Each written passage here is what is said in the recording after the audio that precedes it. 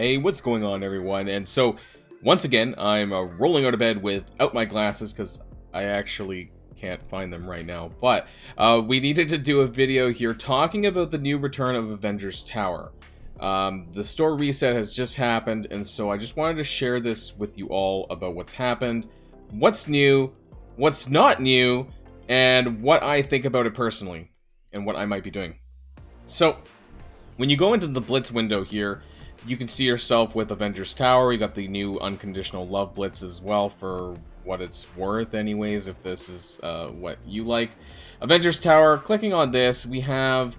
Okay, so clicking on the floors, by the way, sorry, just to make sure, in case this is someone's first time, if you want to see all of the floors, click on this button here, and it'll actually bring up all of the tower floors. So now, there's some easier floors towards the bottom. So, they added 10 floors at the bottom, and I think 15 in the top layer as well. So now we have a grand total of 100 floors. And I believe the first pass that the starting power for most of the characters were about 200-ish K, maybe like low 200s. So you can sort of see that they've kind of rescaled it. And actually, I think, but I'm not 100% sure, I think a lot of the teams are actually newer, which I'm a bit surprised about that they actually went out of their way to do that. There was an infographic that showed like all of the floors, at least the ones up above past 50, I think. And so I really wanted to compare that to what this is now. So if you've seen that, I forget who did it, but you know, let me know, are the floors actually different 100%, or are a lot of them actually repeated? I don't actually know that, but what I do know is that, like, on average, it doesn't start getting to the mid-200s until, like, around here, like, floor 15. And then that's where it sort of jumps up a little bit more. It does kind of go back and forth a little bit. You can see here with the Kree minions. It does kind of go, like, way up to, like, 400 with mini-bosses. And then it kind of jumps down a little bit. And then jumps again with the mini-bosses. So this goes back and forth all the way up until floor 60. However, some of the numbers do jump quite dramatically. You don't lose your positioning on Avengers Tower until you actually get to floor 60, and that's where the milestones stop. So previously, it used to be floor 50, which was the end point of the milestones. Now it goes all the way up to 60, and I'm not sure, because now you're getting into Gear Tier Teal, and to be honest, I feel like this is a nerf. I feel like we're getting... the rewards are actually the same, but I feel in order to get there, it's actually a lot harder to achieve. Because now you're talking about, well, a floor 60 boss that's about 700k. I don't remember the floor 50 boss being that hard, but hey, also let me know in the comments down below if you can remember this. Maybe later I'd have to cross-reference my original videos that I did from the starting week. I'm not going to be pulling that up in this video here. Maybe I should have prepared some research in advance on that one. It just doesn't... I don't remember seeing this many Gear Tier Teal teams prior to the end of the milestone on floor 50 the last time. I don't remember that personally.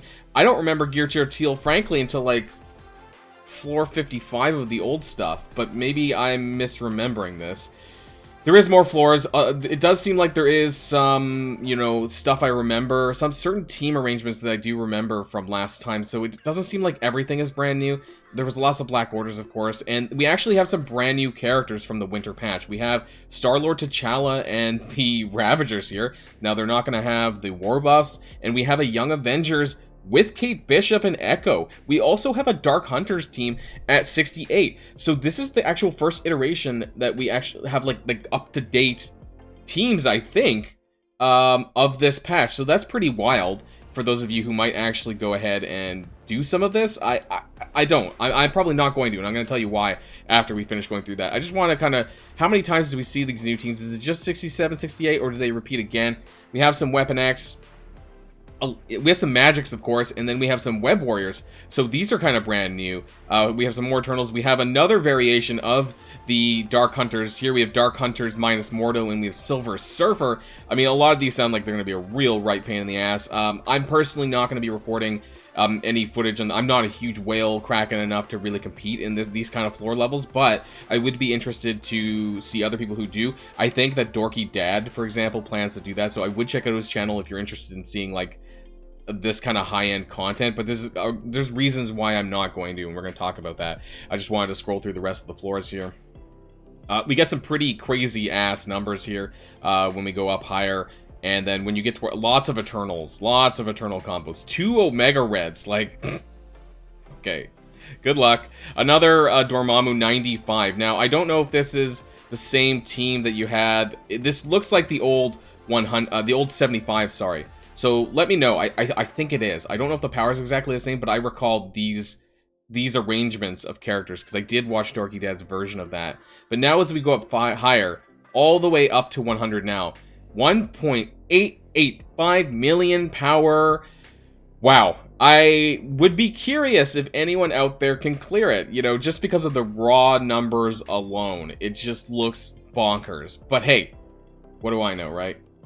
So here's why, though, that I don't actually plan on doing much beyond simming.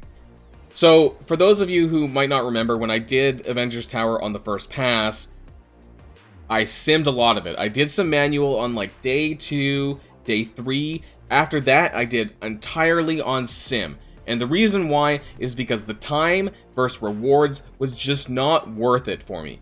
And here's why. Because when you click on the rewards, there is a ranked version, of course. You have the milestones here. A lot of this looks very similar to the last time. The exact same type of resources. I think the oranges were also here on the original pass.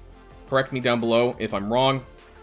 3 teal gear raid orbs to get to floor 60. This is just frankly downright insulting for time. You know, like, to get to level 60 and then get 3 teal gear raid orbs. The best part of, even though gold orbs are kind of insulting, the best part about this for early game players, if you can actually reach these milestones, would be the blue ability material orbs here. You're getting a total of 25 of these T2 ability orb fragments, and for those of you who may have skipped over Ultimate 6 and are in Ultimate 7 Alliance but kind of short on T2 ability materials, this is actually the best thing out of here. This was the best thing out of it for my baby account, so at least I'm kind of looking forward to that. But that's about it. Maybe if you need some of these T3 ability orbs, if you can get to it.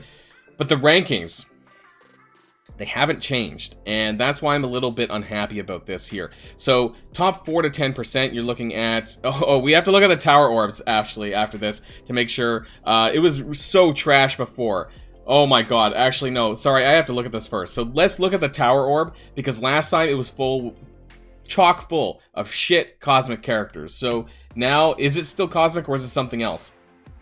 Let's find out. What character is it actually rewarding you with this time?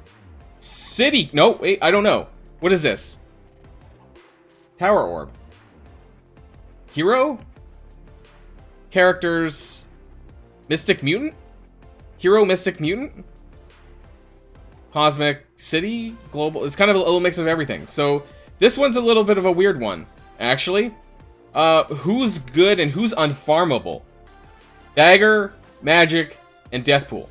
The rest are farmable. Luckily, Cloak's on a lower drop rate for some reason. I don't know why that's the case. They have different drop rates, actually, depending on whether it's 2, 4, 3, 4, or 6 shards. I don't really understand this part. So, half of the orb is okay, but still, you're not getting very much. You're getting some... You get some random teal shit in there, but let's be honest, it's actually not very good, if you remember from last time. So, in terms of the overall rewards, when you click on this... ranking rewards, 4 to 10%. I want to kind of focus here because that's where things change from the elite orbs, all this stuff, into a little bit more, and we get the tower orbs. Sorry, so the tower orbs only appear from 4 to 10% onwards. So keep an eye on that. Okay, so I have this. This is the old one from last time. This is what I scored. I scored 4 to 10%.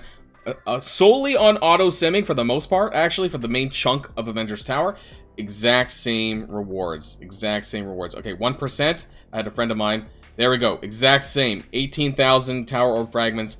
20 teal gear orb fragments. The orange, regular orange, by the way, not even elite. You lose on the orange elite. And then 240 T4s. The T4s don't even change. Basically, anything 10% and above, it's all 240 all the way up. I just don't think Avengers Tower is a good way of respecting your time versus rewards. If you want to do it yourself for the challenge, all the power to you. You know, like, I'm probably just gonna, like... I bet you I can win this. Yes. So, the point is, what I encourage you to do is I encourage you to do smart simming. Smart blitz simming. If you're someone who, like me, doesn't really care too much about the rewards, who thinks they're kind of garbage, but you want to, you know, just do the game mode anyways because it's extra stuff, right? Then do what I would call smart simming. So understanding the game, understanding how blitz wins work, things like that, which teams are good against which teams, do that. And that way you can get score pretty easy and actually make it through the tower. You might not get, you know, as high as, you might get one rank lower than had you manualed, but your time will thank you for that. Unless you're someone who just really loves the challenge, doesn't care about how much time that you're spending in this game, then go for that too. If you really enjoy that part of the aspect of the game, you know, the challenge part, but just do understand that the amount of rewards that you're getting out of this long term after the week isn't going to respect the time that you're putting in on manual play, especially when you get towards the top, when you get towards like floor 50 plus and you're having to manual a lot of this stuff, you know, to really take advantage of it. It's going to take you some time on a daily basis. So do keep that in mind when it comes to Avengers Tower. Myself, I'm going to do as much simming as I possibly can because realistically, every time I win a sim, I'm going to be saving myself quite a bit of time. So I'm going to be doing this for the first day, for the second day, and all the other days coming after. I may, if I decide to, you know, if there's a certain team, like if I can somehow get up to those Dark Hunters or whatever, and I want to see how it's like in game, that's like the only thing that would maybe encourage me to actually do things that's not auto-simming. But otherwise, I just, you know, I need to respect my own time, and it's just not worth it for me. Let me know what you think about this iteration of Avengers Tower coming back. I'm disappointed. I was hoping that the rank rewards especially would have been a bit of a higher payout. It doesn't look like anything changed here on the milestones or on the ranking, and so for that reason, I have to give this a thumbs down. But I hope that maybe they might, you know, think about this in future versions because it seems like they do want to bring this back. They need to make this much more respectful for the time that we put in, for the rewards that we get out. You know, it's funny. I know this is not a Pocket Dimensions video. At least that respected my time because it took like, what, 2 hours and I managed to get way more rewards than this is ever going to give me. So that's the end of the video. Let me know what you feel in the comments down below. And of course, until next time, stay safe and healthy and sane because we need a lot of that these days. And I'll see y'all later. Boilon signing out.